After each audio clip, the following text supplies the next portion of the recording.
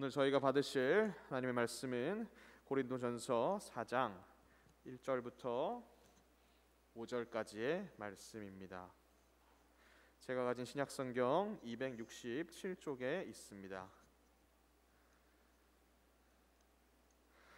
사람이 마땅히 우리를 그리스도의 일꾼이요 하나님의 비밀을 맡은 자로 여길지어다. 그리고 맡은 자들에게 구할 것은 충성이니라. 너희에게나 다른 사람에게나 판단받는 것이 내게는 매우 작은 일이라. 나도 나를 판단하지 아니하노니 내가 자책할 아무것도 깨닫지 못하나 이로 말미암아 의롭다함을 얻지 못하노라. 다만 나를 심판하실 이는 주시니라. 그러므로 때가 이르기 전 곧 주께서 오시기까지 아무것도 판단하지 말라. 그가 어둠에 감추인 것을 드러내고 마음의 뜻을 나타내시리니 그때에 각 사람에게 하나님으로부터 칭찬이 있으리라. 아멘. 이는 살아계신 하나님의 말씀입니다. 이 시간 담임 목사님께서 그리스도의 일꾼 재직이라는 주제로 말씀 전해주시겠습니다. 많은 은혜 받으시기 바랍니다.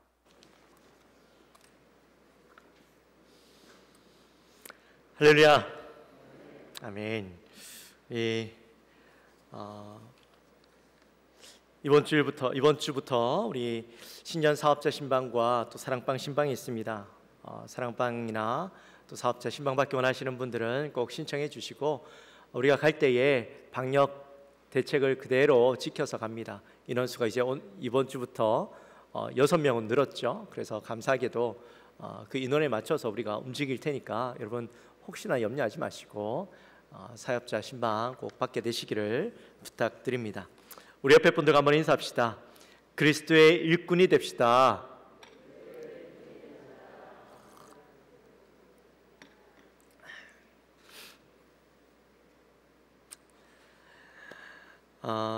오늘 본문은 사도 바울이 고린도 교회를 향해서 쓴 편지 중에 일부분이죠.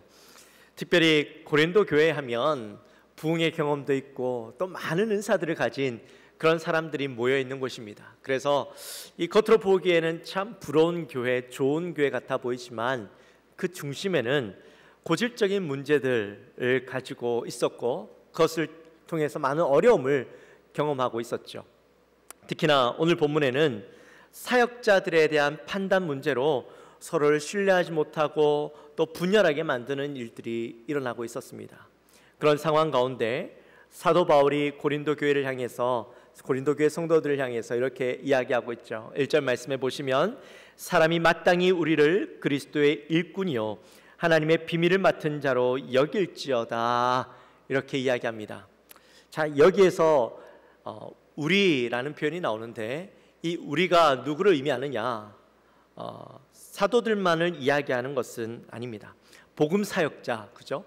복음 사역자들만을 이야기하는 것은 아닙니다. 물론 좁은 의미로 보면 이 복음 사역자들, 특히나 사도들을 의미하는 것이긴 하지만 우리가 이것을 좀 폭넓게 바라본다면 복음을 위해서 일하는 모든 사람들을 이야기하기도 하죠. 오늘 본문이 있는 이 3장 22절과 23절 말씀에 보면 바울이나 아볼로나 게바나 색이나 생명이나 사망이나 지금 것이나 장래 것이나 다 너희의 것이요 너희는 그리스도의 것이요 그리스도는 하나님의 것이니라, 이렇게 말씀합니다. 여기에서 너희의 것은 어떤 개인을 이야기하거나 어떤 사람을 이야기하는 것이 아니라 교회를 이야기하고 있죠.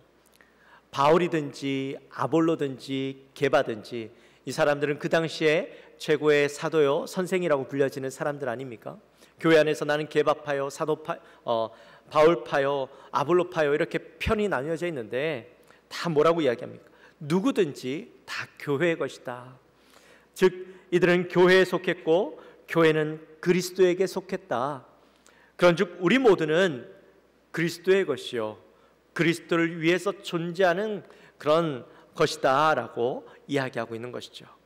자, 그리스도에게 속했다라는 말은 무슨 말이냐면 주권이 그리스도에게 있다라는 말입니다. 이게 왜 중요하냐면 이 고린도 교회 성도들뿐만 아니라 오늘날을 살아가고 있는 우리 모두도 여기에 해당이 되기 때문이죠. 우리는 그리스도에게 속했습니다. 그렇기 때문에 우리 모두는 우리 모두의 주권은 그리스도에게 있는 것이죠. 오늘 우리가 재직 헌신 예배로 드립니다.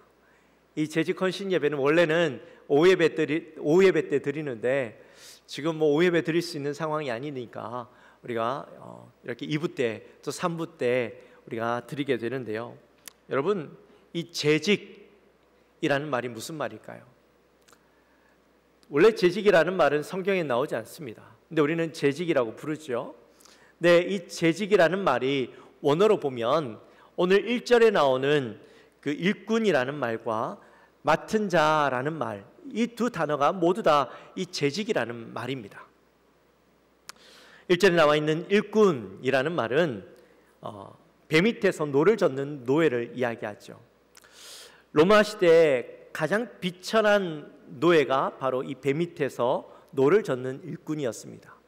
이들은 사람 취급도 받지 못했고 배 밑에 한번 들어가서 노를 젓기 시작하면 죽어서나 그 배에서나 나올 수 있었던 그런 비참한 존재들이었죠. 근데 그런 비참한 존재가 점차 시간이 지나면서 그 의미가 바뀌게 되는데 나중에는 충성을 다하는 일꾼이라는 의미로 오늘 이 단어가 쓰여지는 것을 보게 됩니다. 또 1절에 보면 맡은 자라고 나오죠.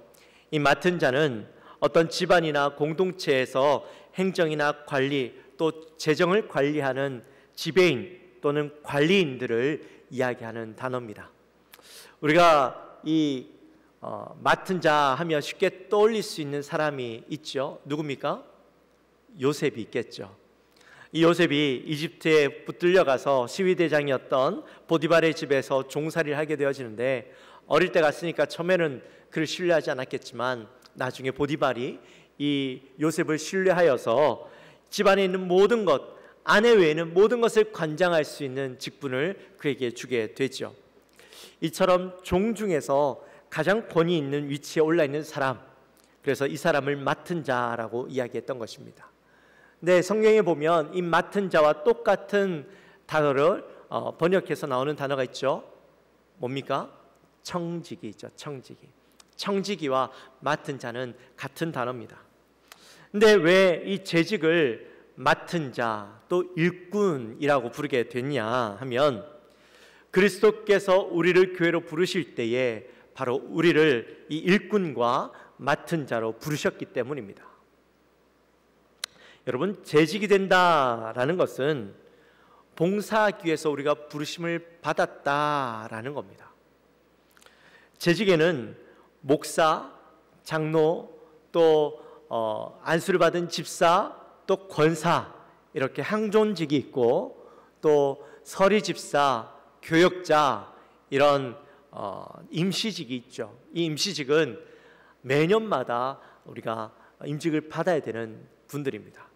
이러다 보니까 마치 교회 안에서 계급이 나뉘어져 있는 것처럼 오해하시는 분들이 있습니다. 안수집사가 되고 장로가 되고 또 권사가 되면 그 높은 직책에 올라서 사람들을 부리고 마치 직장 가운데서 높은 직책에 있는 사람들처럼 오해하시기도 하시죠. 근데 그렇지 않습니다. 물론 직분에 따라서 그 차이가 있긴 하지만 직분의 차이가 기능의 차이이지 사람을 부리는 사람 또 사람에게 어떤 계급에 올라서 사람에게 무언가 일을 시키는 사람, 그런 사람이 아니라는 거예요. 직분에 따라 도리어 그 책임과 의무가 더 중하여지는 것, 그래서 우리가 뭐라고 부릅니까? 중직이라고 부르죠. 교회 안에서 이 직분이 생겨나게 되어진 그 계기는 바로 처음에 이 출애굽 때에 이 직분이 생겨나면서부터입니다. 혹시 만약에 찬바람이 나오면 뒤에 에어컨을 좀 껐다 켜주시면 좋을 것 같아요. 네, 찬바람이 나오는 것 같은데 껐다가 한 5분 있다 다시 켜주세요. 그럼 따뜻한 바람이 나올 겁니다. 이 직분이 처음 생겨난 것은 출애굽 때입니다. 애굽에서 나온 이스라엘 백성들이 이전과는 비교할 수 없을 만큼 자유를 누리고 기쁨을 누리고 있었습니다. 애굽에 있을 때는 억눌려서 살면서 고통스러운 삶들을 살고 있었는데 이제 출애굽하면서 그들이 자유를 만끽하고 살아가는데요. 근데 그들이 살아가던 곳이 어디입니까? 바로 광야죠. 광야는 비록 억눌려 살았지만 애굽에 있을 때보다 더 척박했고 삶의 질은 더 힘들었습니다. 열악했습니다. 그래서 곳곳에서 문제가 생겨나고 또 자유가 주어지다 보니까 그 안에서 갈등이 생겨나기 시작하죠. 약 200만 명의 사람들이 함께 있다 보니 그 가운데 문제가 안 생길 수가 없었을 겁니다. 우리 교회도 200만 명까지는 안 되지만 많은 사람들이 함께 하다 보니까 매주일 문제가 생겨나고 또 여러 사건들이 생겨나는데 출애굽하는 그 광야 공동체 안에는 얼마나 많은 문제가 일어났겠습니까? 이 공동체를 이끄는 모세는요, 그곳 속에서 일어나는 모든 문제를 자기가 다 감당하려고 하니까요, 힘이 들었습니다. 그 모습을 옆에서 지켜보던 장인 이드로가 모세에게 이야기하죠. 혼자 그 짐들을 다 지지 말고 나눠서 지어라. 리더십을 재조정하고 분배해라. 이렇게 제안을 합니다. 그래서 그때 생겨난 것이 1000부장, 100부장, 50부장, 10부장이었죠. 덕분에 이 공동체 안에서 놀라운 변화가 일어납니다. 모세는 모든 것을 다 책임지고 하려고 했던 것에서 벗어나서 이를 분배함으로 이제는 자기가 받은 소명과 은사를 가지고 지혜롭게 사용할 수 있게 되어지고 백성들의 필요를 채워줄 수 있게 되었던 것이죠. 또 재능이 있는 사람들이 자신의 은사대로 세워져서 그 일들을 감당하니 은사를 가지고 있던 사람들에게는 기회가 주어지고 또 광야 공동체에는 직분자가 세워져서 함께 협력하여서 일을 감당하다 보니까 더 하나님 앞에 아름다운 공동체로 세워질 수 있었던 것입니다. 신약 시대에는 예루살렘 교회 가운데 처음으로 이 직분자가 세워지죠. 여러분이 잘 아시는 대로 사도행전 6장에 보면 고난과 핍박 가운데서도 예루살렘 교회는 큰 부흥을 경험합니다. 믿는 자가 날마다 더하여지는 놀라운 역사들이 일어나죠. 근데 부흥하는 것 좋기도 하지만 사람들이 갑자기 많이 오다 보면 그 안에서 많은 문제들이 생겨납니다. 갈등이 생겨날 수밖에 없습니다. 당시에 아람어를 모국어로 사용하는 히브리파 유대인들이 있었고 또 그 가운데 헬라어를 사용하는 헬라파 유대인들이 교회 안에 있었죠. 근데 헬라파 유대인들이, 이 헬라파 과부들이 교회로부터 구제를 받아야 되는데 계속해서 그 구제로부터 제외가 되어지는 겁니다.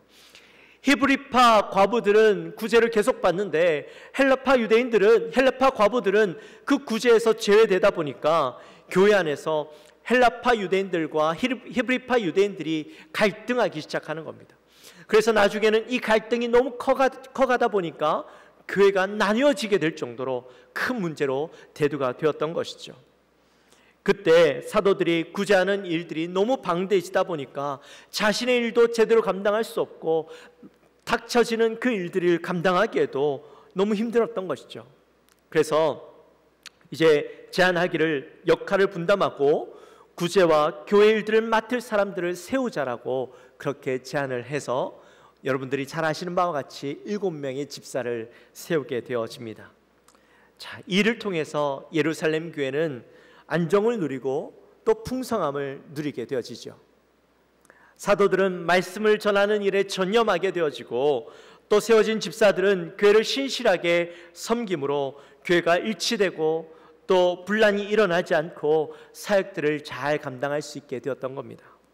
이처럼 교회는 사람을 세우고 세워진 사람들을 통해서 일꾼의 역할들을 감당하게 하므로 교회가 든든하게 세워지게 되는 것이죠.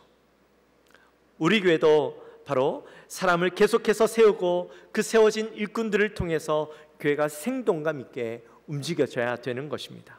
바로 그런 일꾼들로 여러분을 하나님께서 부르신 것이죠. 자, 그렇다면 재직이 된 모든 성도들은 어떻게 교회를 섬겨야 할까요? 재직이 되었는데 재직인 나는 어떻게 교회를 섬겨야 하는가? 2절 말씀에 보시면 이렇게 이야기합니다. 그리고 맡은 자에게 구할 것은 충성이니라. 아멘. 이 충성이라는 말은 언어로 보니까 믿을 만한 신실한 그런 의미입니다. 믿을 만한 일꾼이 되어야 된다, 신실한 일꾼이 되어야 된다, 그런 이야기죠. 어느 기업이든지 사람을 뽑을 때 처음에는 능력이 많은 사람을 뽑습니다. 우리가 사람을 잘 알 수 없으니까 능력이 많은 사람을 뽑아서 그 사람의 능력을 우리 회사 가운데 잘 쓰였으면 하는 마음으로 사람을 뽑는데, 시간이 지날수록 어떤 사람에게 신뢰를 주게 되어지냐면 능력 많은 사람보다 믿을 만한 사람, 충성되이 일하는 사람에게 더 일을 맡기게 되어지죠. 우리가 잘 아는 달란트 비유에 보면 주인이 먼 타국으로 가게 되어지는데 그에게 3명의 종이 있는데 그 3명의 종에게 자신의 재산을 맡기게 됩니다. 한 사람에게는 5달란트, 또 다른 사람에게는 2달란트, 또 다른 사람에게는 1달란트를 맡기게 되죠. 근데 보니까 5달란트와 2달란트 받은 사람은 그 주인에게 받은 돈을 가지고 즉시로 가서 열심으로 일을 하고 장사를 해서 많은 이득을 남겨서 주인이 다시 돌아왔을 때 그 모든 것을 돌려주게 되죠. 그때 주인은 종들을 향해서 뭐라고 이야기합니까? 착하고 충성된 종아, 그렇게 이야기합니다. 그런데 1달란트 받은 자는 어떻게 합니까? 그 돈을 땅에 그대로 묻어두었다가 주인이 다시 돌아왔을 때 땅에 묻어둔 채 그대로 다시 주인에게 돌려주게 되죠. 그때 그 주인은 종을 향해서 뭐라고 이야기합니까? 이 악하고 게으른 종아, 그렇게 이야기하게 되죠. 많은 분들이 이 달란트 비유를 오해하시는 것을 봅니다.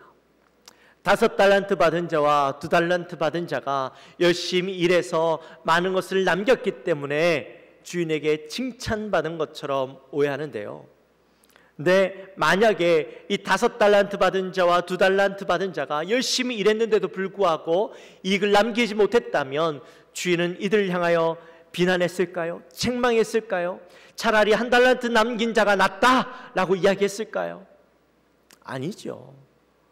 주인이 이들을 향해 기대했던 것은 주인의 뜻대로 충성했는가 하지 않았는가지, 그들이 얼마를 남겼는가 아닌가에 대해서 관심이 있었던 게 아니었습니다. 제가요, 담임이 되고 깊은 고민에 빠진 게 있었습니다. 원로 목사님이 계셨을 때는 우리 성도님들이 열심히 교회를 섬기고 하셨는데, 제가 담임이 되니까요, 다들 좀 일들에 소홀하시고 예배도 잘 안 나오시고 좀 그런 모습들이 보여요. 좀 덜 적극적인 모습들이 보여서 사실은 마음이 좀 아팠습니다. 물론 이해는 합니다. 이제 젊은 목사가 왔으니까 이제 좀 나도 편하게 신앙생활을 해야지 라는 마음이 드셨겠죠. 또 그런 이야기도 들었어요. 내가 이전에는 열심히 섬겼는데 너무 힘들었으니까 이제 좀 쉬자, 그런 마음이 드시는 것 같아요. 네, 여러분 어떠십니까? 쉬어보니까 좋으시던가요? 물론 좋긴 하겠죠. 마음이, 육신이 편하니까. 내 육신은 편한데 마음은 불편하시지 않던가요? 이 쉬니까 좋은데 한편으로는 하나님께 죄송하고 또 내가 해야 할 일들을 하지 않아서 마음이 불편한 마음 다들 있으셨을 겁니다. 어떤 분들은요, 저한테 말씀하셔요. 목사님, 좀 이제 강하게 나가십시오. 이제 좀 일 좀 하라고, 좀 푸시 좀 하십시오. 그런 이야기를 하셔요. 물론 제 마음 가운데도 그런 마음이 있습니다. 좀 이렇게 밀어붙여서 일도 시키고 말 안 들으면 좀 혼도 좀 내고 그러고 싶은 마음이 제 마음 가운데 있긴 하지만, 내 한편으로는요, 목사 때문에 할 수 없이 일하면 그 마음 가운데 기쁨이 생기겠어요? 물론 일하다 보면 그 가운데 기쁨이 있고 또 은혜가 있죠. 근데 할 수 없이 하게 되면요, 자발적으로 하는 것과는 그가 누리는 은혜가 달라요. 본인들이 깨닫고 원래 자리로 돌아오셔서 그것에서 내가 열심히 일하면 거기에 참된 아름다움을 경험하고 은혜를 누릴 수 있는 것이죠. 혹시나 예배 안 드리고 편하게 했으니까 마냥 좋다, 일 안 하니까 너무 좋다라고 생각하시는 분들이 있다면 여러분 신앙을 다시 한번 생각해 보셔야 됩니다. 그거는 여러분의 신앙에 문제가 있는 거예요. 섬기지 않음에 기쁨이 있다면 그건 여러분들 마음 가운데 문제가 있는 거예요. 우리는 하나님 앞에 부끄럽지 않은 충성된 일꾼이 되어야 됩니다. 특별히 부끄럽지 않고 충성된 일꾼이 되기 위해서 많은 조건들이 있지만 우리가 오늘 그 중에서도 가장 기본되어지는 것, 오늘 4가지를 함께 나누려고 합니다. 여러분, 재직의 가장 기본은 뭘까요? 재직의 가장 기본, 먼저는 주일 성수지요. 예배죠, 예배. 주일 성수는 10계명에도 나옵니다. 제 4계명이 뭡니까? 안식일을 기억하여 거룩히 지키라. 이게 제 4계명 아닙니까? 하나님이 우리를 향하여서 이 안식일을 지켜라 말씀해 주셨습니다. 구약시대 때는 이 안식일이지만 신약시대는 주일로 바뀌게 되죠. 주일은 어떤 날입니까? 예수님이 부활하신 날입니다. 예수님이 부활하심으로 우리도 부활할 것을 기대하며 사모하며 하나님 앞에 예배하고 나가는 날이 바로 이 주일이죠. 근데 그러한 주일을 거룩하게 지키는 것이 성도의 당연한 의무요, 재직의 기본이죠. 그리고 온전한 11조입니다. 이 11조 이야기를 하면요, 제 마음에 불편함이 있습니다. 근데 11조는 제가 여러분들에게 돈 내라고 강요하는 그런 게 아니에요. 제가 여러분들 갈취하려고 하는 게 아니에요. 이거는 여러분의 신앙 고백입니다. 욥이요, 시험을 받아서 자기의 재산을 한순식간에 다 잃어버리게 됩니다. 재산뿐만 아니라 모든 것을 잃어버리게 되죠. 건강과 자녀들까지 다 잃어버리게 됩니다. 근데 자신의 모든 것을 잃어버렸을 때 그가 하나님을 원망했던 것이 아니라 그의 입술에 어떤 고백이 있었냐면, 욥기 1장에 보면 주신 이도 여호와시오 거두신 이도 여호와시오니 여호와의 이름을 찬송받으실지니라, 이렇게 고백합니다. 여러분, 우리에게도 이런 고백이 있어야 됩니다. 하나님이 우리의 주인 되심을 고백한다면 우리의 모든 것이 하나님의 것입니다. 우리의 수입의 모든 것이 하나님의 것입니다. 우리의 수고로 얻었다 할지라도 이것은 하나님의 것입니다. 내 주인이 하나님이시니 그 모든 것이 하나님의 것입니다. 고백해야죠. 그리고 그것을 인정해 드리며 하나님의 약속대로 10분의 1을 구분해서 내어드리는 겁니다. 이게 바로 우리의 신앙의 척도이죠. 말라기서 3장 10절 말씀에 보면 만군의 여호와가 이르노라, 너희의 온전한 11조를 창고에 들여 나의 집에 양식이 있게 하고 그것으로 나를 시험하여 내가 하늘의 문을 열고 너희에게 복을 쌓을 곳이 없도록 붙지 아니하나 보라. 할렐루야, 할렐루야. 여러분, 내 수입의 10분의 1을 드리는 거 크지요. 온전한 11조를 드린다라는 것은 너무 부담이 되는 것은 맞습니다. 근데 내가 이것을 드리면 손해보는 것 같고 빼앗기는 것 같고 내 삶에 뭔가 채워지지 않고 더 궁핍하고 힘들어질 것만 같은 그런 마음이 들지만, 그래도 우리가 이 모든 것을 하나님의 것임을 인정해 드리고 내어드림으로, 또 기쁜 마음으로 감사한 마음으로 하나님 앞에 드림으로, 그것을 통해서 하나님이 약속하신 것처럼 우리의 삶 가운데 복이 쌓을 곳이 없도록 부어주시는지 우리가 경험해 봐야 되지 않겠습니까? 믿지 못하겠으면 오늘 말씀대로 시험해 보라, 그렇게 말씀하시잖아요. 저는 우리 성도님들께 꼭 부탁드립니다. 여러분, 믿음으로 온전한 11조를 한번 드려보십시오. 그리고 하나님이 복을 주시는지 안 주시는지 하나님을 한번 시험해 보십시오. 그 시험을 통해 여러분이 하나님의 살아계심을 경험하게 되어지시기를 주님의 이름으로 축원합니다. 축원합니다. 그리고 섬김과 봉사입니다. 여러분, 재직이 되었다라는 것은 섬기겠다, 내가 봉사하겠다, 그렇게 선언하는 것입니다. 우리가 매년 첫째 주에 우리 재직을 호명하면서 다 일어나서 선언하고 또 기도하죠. 다 하나님 앞에서 내가 충성되이 섬기겠습니다, 다 고백하셨습니다. 자, 그렇다면 우리가 그렇게 섬겨야 되지 않겠습니까? 교회에 얼마나 할 일들이 많은지 모릅니다. 섬기지 않아도 물론 교회는 돌아갈 겁니다. 섬기는 그 사람들로도 충분히 교회는 돌아갈 수 있습니다. 그러나 더 많은 사람들이 섬기면 섬길수록 교회는 풍성함을 누리고 더 많은 일들을 감당할 수 있게 되는 것이죠. 지금 각 부서마다 이 얼마나 섬김이들을 애타게 찾고 있는지 모릅니다. 교육부서들마다요, 교사가 부족해서 교사 좀 보내달라고, 교사가 좀 있었으면 좋겠다고 그렇게 말씀합니다. 찬양대에 우리 찬양대원이 사실 더 필요합니다. 우리 3부 때 보시면 아시겠지만 우리 여성분들은 물론 더 있으면 더 좋을 것 같아요. 근데 남성분들이 너무 적어요. 제 마음에 늘 이 기도 제목이에요. 그뿐만 아니라 방송실에도요, 섬김이들이 없습니다. 몇 달 동안 주보에 이 섬김이들 좀 보내달라고 이 광고를 했는데도요, 거의 없어요. 소식이 없어요. 종사하고 봉사하실 분들 너무 많이 필요합니다. 오늘도 1층에 오늘 어땠는지 모르겠습니다만 QR 하실 때에 거의 교육자들이 앉아 있습니다. 일할 분들이 없어서요, 교육자들이 단일을 제쳐놓고 그 앞에 앉아 있는 거예요. 여러분, 힘든 일 아니잖아요. 어려운 일 아니잖아요. 누구나 하실 수 있는 일인데도 불구하고 하지 않으니까 여러분, 섬길 사람이 없는 거예요. 차량 봉사하실 분이 없어서 교회 오시고 싶어도 어른들이요, 교회 못 오시는 분들이 있어요. 물론 지금은 코로나 때문에 우리가 잘 못하고 있지만 지금 당장 한다 해도 섬길 만한 분이 없어요. 모시고 올 사람들이 없어요. 여러분, 우리 교회 같은 규모에 일할 사람이 없다라는 게 말이 됩니까? 하지만 일꾼이 없는 게 아니라 섬기지 않아서 그 자리들이 비는 겁니다. 내가 아니라도 일할 사람 많은데 라고 생각하지 마십시오.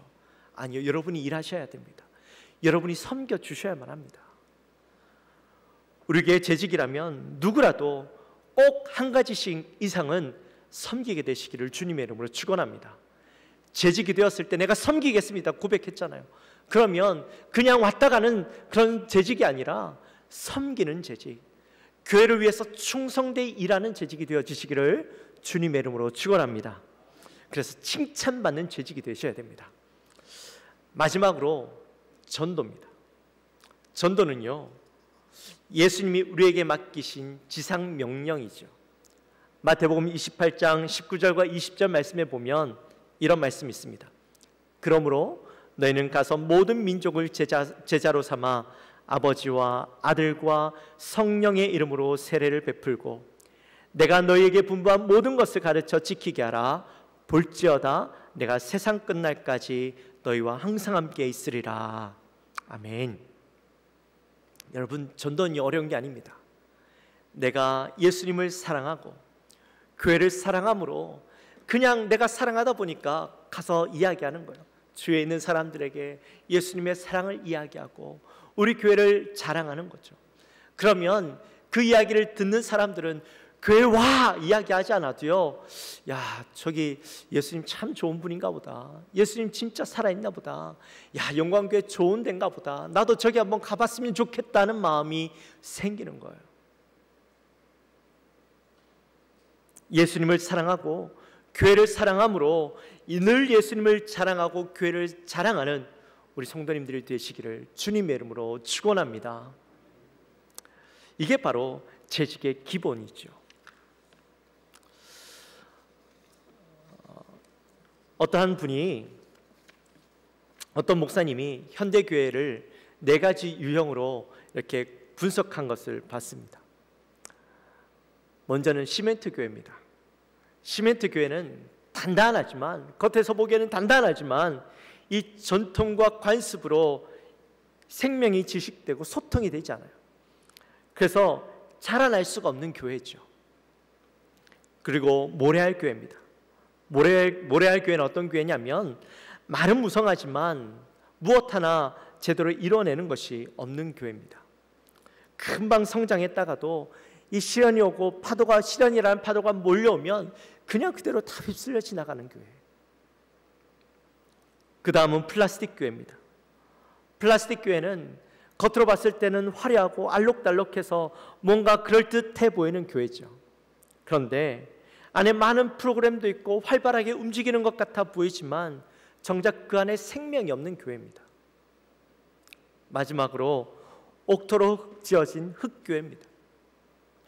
흙교회는 무엇을 이야기하냐면, 여러분 농사를 지어보신 분은 아실 거예요. 흙은 살아있죠. 그래서 그 속에다가 씨앗을 심으면 씨앗이 자라서 줄기가 나오고 열매를 맺게 되어집니다. 또 살아 숨쉬면서 소통이 되고 열매를 맺는 것이 바로 흙이죠.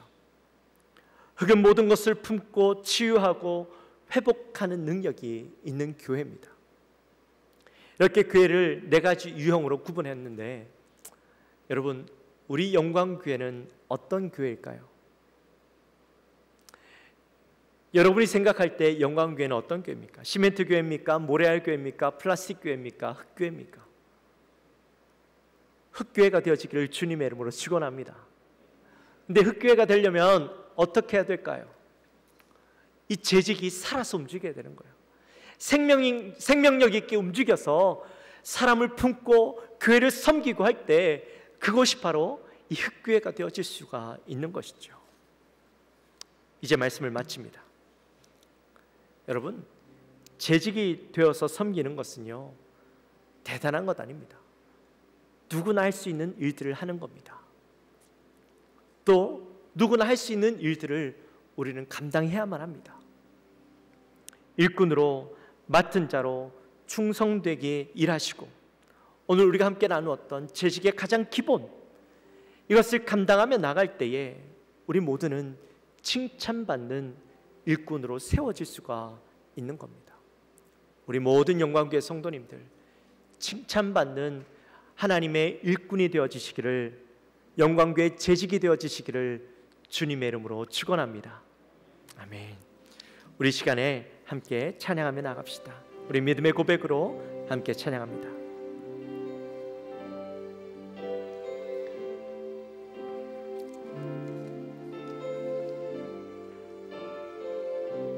우리에겐 소원이 하나 있네. 우리에게 소원이 하나 있네. 주님 다시 오실 그날까지, 주님 다시 오실 그날까지 우리 가슴에 새긴 주의 십자가 사랑, 나의 교회를 사랑케 하네. 주의 교회를 향한 우리 마음, 희생과 포기와 가난과 고난, 하물며 죽음조차 우릴 막을 수 없네. 우리 교회는 이 땅의 희망, 교회를 교회되게, 예배되게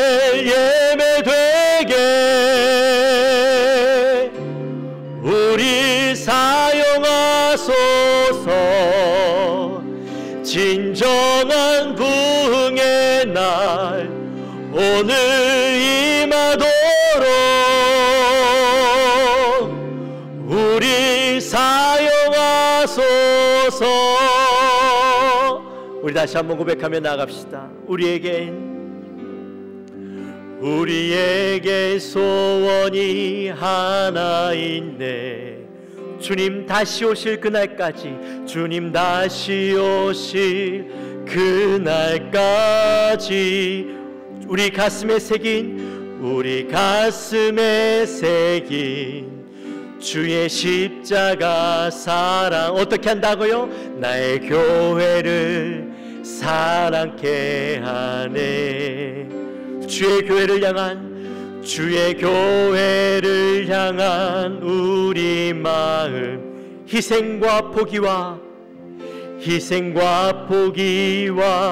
가난과 고난, 하물며 죽음조차 우릴 막을 수 어떻게요? 우리 교회는 이 땅의 희망. 교회를 교회되게, 예배되게 어떻게요? 우리 사용하소서. 진정한 부흥의 날 오늘 임하도록 우리 사용하소. 다시 한번 고백합니다. 교회를 교회되게, 예배되게 우리 사용하소서. 진정한 부흥의 날 오늘 임하도록 우리 사용하소서.